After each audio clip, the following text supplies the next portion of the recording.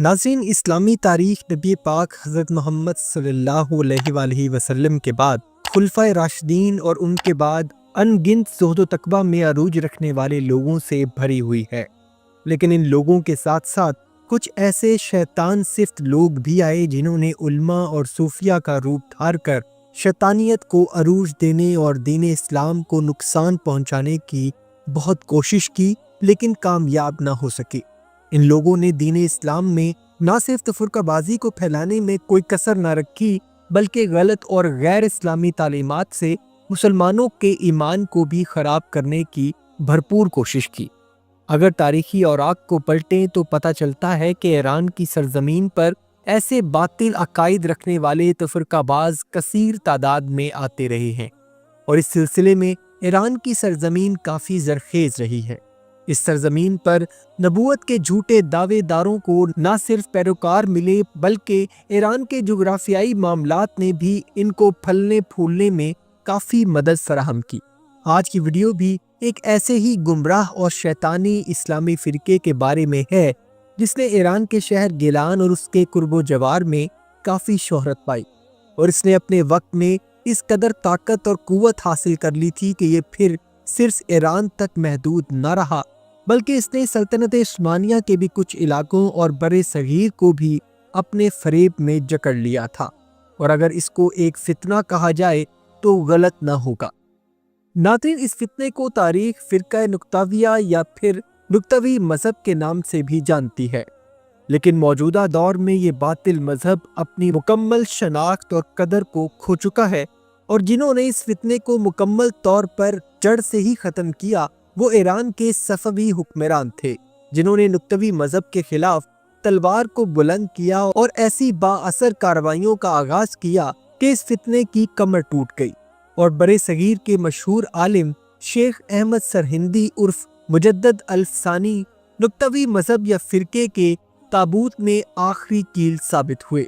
اور یہ مجدد الفسانی ہی تھے جن کی کوششوں سے بر صغیر میں مسلمانوں کو نکتوی جیسے بدعقیدہ فرقے سے نجات حاصل ہوئی۔ 14ویں صدی عیسوی میں گیلان کے رہنے والے ایک شخص محمود پسیخانی نے اس باطل فرقے یعنی نکتاویہ کی بنیاد رکھی۔ محمود نامی یہ شخص ابتدا میں فرقہ حروفیہ کے بانی فضل اللہ استرابادی کا ایک شاگرد تھا، لیکن یہ حد سے زیادہ خود پسند اور نافرمان ثابت ہوا، جو آہستہ آہستہ فضل اللہ استرابادی کے لیے بھی ایک درد سر بن چکا تھا۔ دوسری بات یہ تھی کہ جہاں فرقہ حروفیہ کا بانی فضل اللہ استرابادی امام مہدی ہونے کا دعویٰ کرتا تھا، وہیں پر اس کا شاگرد یا مرید محمود پسیخانی بھی امام مہدی ہونے کا دعویٰ کر دیتا تھا۔ تو اس طرح سے ایک ہی نیام میں دو تلواریں نہیں رہ سکتی تھیں، تو فضل اللہ استرابادی نے محمود پسیخانی کو اپنی جماعت سے بے دخل کر دیا اور اس سے اپنے تعلق کو مکمل طور پر ختم قرار دیا، اور اس کے بعد فضل اللہ استرابادی کے کہنے پر محمود پسیخانی کو محمود مرتد بھی کہا جانے لگا۔ حروفی جماعت سے نکالے جانے پر محمود پسیخانی نے اپنے چند ہم خیال لوگوں کی مدد سے ایک نیا فرقہ یا مذہب کی بنیاد رکھ لی، جس کا نام اس نے حروفیہ کے مقابلے میں نکتاویہ رکھا۔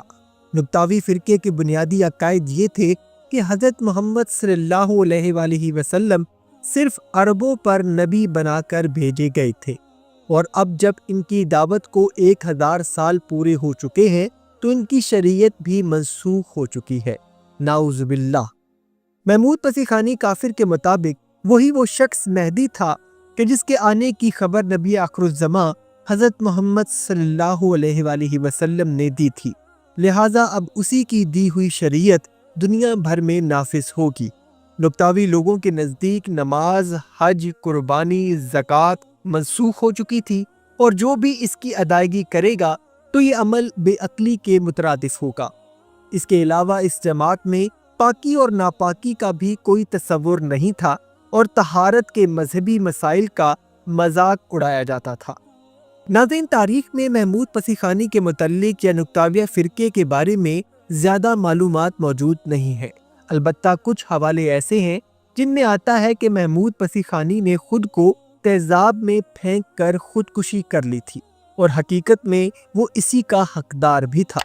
تاریخ میں اس کی وجہ کچھ یوں بیان کی جاتی ہے کہ محمود پسیخانی کو یہ ڈر تھا کہ اس کے مر جانے کے بعد لوگ اس کی لاش کی بھی بے حرمتی کریں گے، اور اسی شدید عوامی رد عمل سے بچنے کے لیے محمود پسیخانی نے یہ قدم اٹھایا۔ بہرحال فرقہ نکتاویہ کے باطل عقائد کو ایران میں عروج صفوی بادشاہوں کے دور میں مل چکا تھا، اور جب شاہ عباس صفوی کو اس فرقے کے باطل عقائد کے بارے میں معلوم ہوا تو اس نے نکتاویہ فرقے کے ماننے والے ہزاروں افراد کو موت کے گھاٹ اتار دیا، کیونکہ انہوں نے دین اسلام اور نبی پاک حضرت محمد صلی اللہ علیہ وآلہ وسلم کی شریعت کو ہی ختم کرنے کی کوشش کی تھی، اور ایرانی بادشاہ عباس صفوی کے خوف سے ہزاروں نکتاویہ فرقے کے ماننے والے لوگ ہندوستان ہجرت کر آئے تھے، اور ہندوستان میں یہ دور مغل بادشاہ جلال الدین محمد اکبر کا دور تھا، جو خود بھی دین اسلام سے خارج سوچ کا حامل تھا اور آگے چل کر اپنے ایک نئے مذہب دین الہی کا پرچار کرتا رہا۔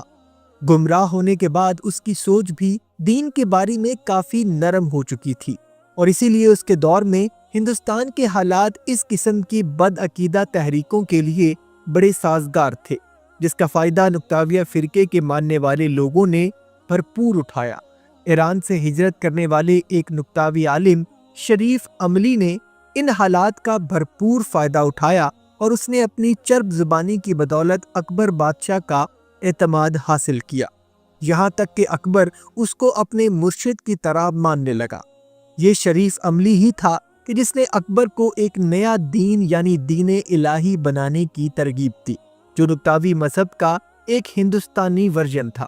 شریف عملی کے لیے اکبر کو قائل کرنا اس لیے بھی آسان تھا کیونکہ اکبر شروع سے ہی بے دین اور غیر مذہبی سوچ رکھنے والا شخص تھا، جس کو گمراہ کر کے ایک نیا دین بنانے کے لیے اکبر کو آمادہ کرنا اس کے لیے زیادہ مشکل ثابت نہ ہوا۔ اکبر کے دین الہی کے بنیادی عقائد وہی تھے جو نکتاویہ مذہب کے تھے، یعنی اسلام کا دور صرف 1000 سال تک تھا، اور حضرت محمد صلی اللہ علیہ وآلہ وسلم کی شریعت اب منسوخ ہو چکی اور دنیا کو اب ایک نئے دین کی ضرورت ہے، نعوذ باللہ۔ ناظرین، اس طرح نکتاویہ فرقہ اب دین الہی یا دین اکبری بن کر ہندوستان میں دوبارہ اپنے قدم جما چکا تھا، جس کو مغل بادشاہ اکبر کی بھی سرپرستی حاصل تھی۔ مغل بادشاہ اکبر نے اپنے اس باطل مذہب کے فروغ کے لیے سخت ترین اقدامات کرنا شروع کیے۔ ہندوستان کے علماء کو جبر اور ظلم کے ذریعے یہ باطل دین اپنانے پر مجبور کیا گیا۔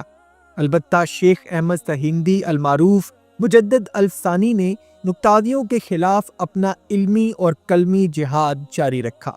آپ نے اس مذہب کے مبلغوں جیسا کہ ابو الفضل اور فیضی سے مناظرے کر کے ان کو سرعام رسوا کیا، اور حضرت مجدد الثانی کی کوششوں اور علمی اور قلمی جہاد کی بدولت ہی اکبر کا یہ مذہب بادشاہ اکبر کے شاہی محل اور درباریوں تک ہی محدود رہا، حتیٰ کہ بادشاہ اکبر اس دنیا سے چلا گیا،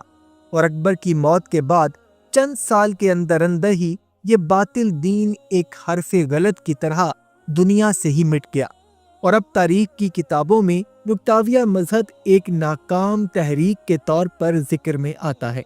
اور بے شک اسلام دین حق ہے اور ہمیشہ کے لیے ایک مکمل دین ہے، جس کی قسم اللہ سبحانہ وتعالی نے قرآن مجید میں کھائی ہے، اور دین اسلام اور شریعت محمدی صلی اللہ علیہ وآلہ وسلم قیامت تک قائم رہے گی۔ امید کرتا ہوں ناظرین آج کی ویڈیو آپ کو پسند آئی ہوگی۔ اگر ویڈیو پسند آئی ہے تو ویڈیو کو لائک اور شیئر ضرور کیجیے گا، اور جاتے جاتے چینل کو سبسکرائب کر کے ہماری حوصلہ افزائی بھی کر دیجیے۔ اپنا اور اپنے گھر والوں کا بہت سا خیال رکھیے گا۔ وما علینا الا البلاغ المبین۔